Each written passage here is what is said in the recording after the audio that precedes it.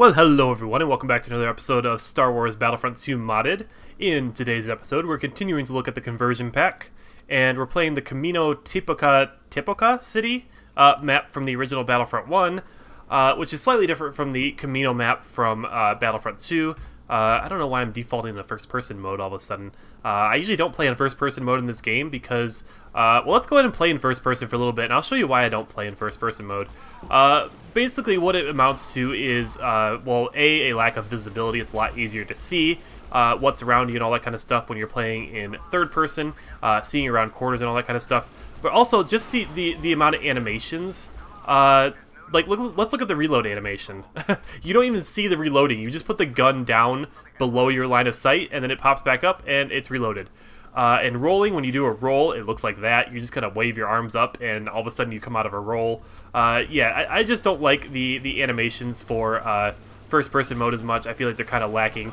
And certain weapons were not designed with first-person mode in mind, especially for a larger monitor size. And since I'm playing on a monitor with a 1920 by 1080 resolution, some of the weapons tend to kind of clip into the weapons with the viewpoint. We also play as a Yuzan Vong.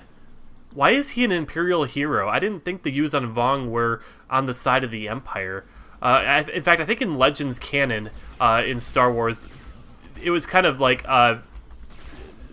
what's the word? Retconned that the Emperor was actually preparing the Empire to stop the Yuzan Vong or something like that. And that was like his ultimate purpose. But yeah, I don't think the Empire was ever on the side of the Yuzan Vong. I mean, I've never really read much of the old Legends canon stuff from the new Jedi Order and all that kind of stuff. In the I read a couple books, and I know a little bit about the Yuzan Vong, but I never really got that much into it.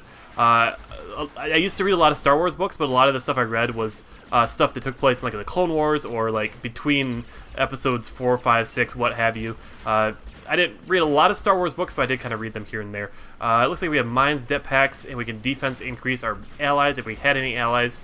There's a couple allies. Having defense buff. And then we're going to try and take this command post, maybe. It might not happen. Let's just throw some mines down here to help defend our position a little bit. And let's throw one down in the center. Oh, I guess we're dead, so I guess we're not doing that. Okay. Let's see. Can't really play as anybody new just yet. So let's go ahead and capture command post 0 over there. It looks like we did take somebody out with that mine right there. Get that guy to follow us so we have an easier time. We keep running into that commanding officer over there. He just keeps popping up where I happen to be going, I guess. But anyways, let's go ahead and get our ally. Is our ally coming? Do we have a helpful ally here? You come here. You help me out. Because having more than one unit near a command post will help you capture it. They're not following me. Why aren't you guys coming over here? Are you following me, or are you just some random dude who happens to be over here? That's kind of weird. Let's go ahead and head inside over here, because I do want to show off the inside. The exterior, I think these are the exact same models that were used in the Battlefront 2 Camino map, but the Battlefront 2 Camino map actually has two sides. There's actually two of these big buildings here. I think this actually is the same... Oops. I think this is exactly the exact same building, too, although it's given a bit of an update. These are the same hallways that are in the Battlefront 2 map, I'm pretty sure. The central area is definitely different. This looks like the area that Obi-Wan met the... I don't even know their names. The Camino aliens. Kaminoans? I don't know how you say that. But Obi-Wan met with them in a room like this, and they kind of sat in these chairs up here and discussed the clone army and what have you. So this does look a little bit more like the Episode 2 location. Let's not play as a Yuzan Vong again. I don't really feel like playing as him. He's basically got the Han Solo pistol, by the way. I forgot to mention that. Let's see. Recon unit, Imperial Commando, Commanding Officer. Let's play the Commanding Officer, I think. And get a couple stormtroopers to follow us, so we really do feel like a commanding officer here. And let's check our mini-map. Do we have any enemies in this area? It doesn't look like it, but let's go do a clean sweep over here just to be sure nobody's sneaking up on our position over here. Oh, I guess there is somebody hiding over here. That pistol's really not doing very much damage. Like, this feels like the regular default pistol, but with a much slower cooldown time. Like, that's what it seems like to me. So I guess we're just going to use our buffs to try and do some damage over here. And we're going to have to rely on our allies to do most of the heavy lifting in terms of damage. But we are getting close to winning this conquest mission here, so that's okay. I don't think these guys, well, they can shoot that guy over there. So let's give them a little bit of a boost here. And I guess we do have a scope on this pistol. That's kind of nice, but it still doesn't do nearly enough damage. Let's give these guys a defense buff. And let's try and shoot that rebel up there. But okay, a headshot did a decent amount, I suppose. And then we got 2 more command posts, although they're capturing one of our command posts back. Which one is that? Command post 0. We were just there a little while ago, but that's okay. There's only 4 of them left, so we're pretty much guaranteed to win at this point. One thing I kind of wish that the conversion pack had was the AI heroes. I think a lot of mods ended up having that feature later on, but I don't think it was actually introduced. That mod wasn't actually created until a little bit after the conversion pack. I don't know, something like that. But anyways, we finished off that one. The next one in our list is actually probably my favorite Battlefront 1 map. This is Kashyyyk Docks, which is a nice big open map. It is a little bit reminiscent of the what's the word? The battle in Episode 3, although it can't really be that battle because this map was made for Battlefront 1, which came out in 2004, which was before Revenge of the Sith was released. But it does look a little bit like it. But I do really like this map. This is probably one of my favorite maps in either game. I just really love this map. So when we're trying out some of the other game modes in this mod, we might actually come back to this map just because I like it so much. And I could have gone for an Uber mode on this map too, because this is a fairly large map.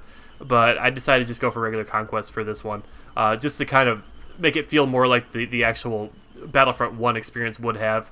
Especially since I'm probably not going to ever go back and play Battlefront 1, especially not for this channel, because we're kind of covering everything that was already in that game in this game with mods, because there's really no point in me going back and playing through some of those maps, because we're playing through them here. So let's just kind of duck and weave and try and dodge the tanks over there, throw a couple of grenades at that droideka. Those grenades aren't doing any damage.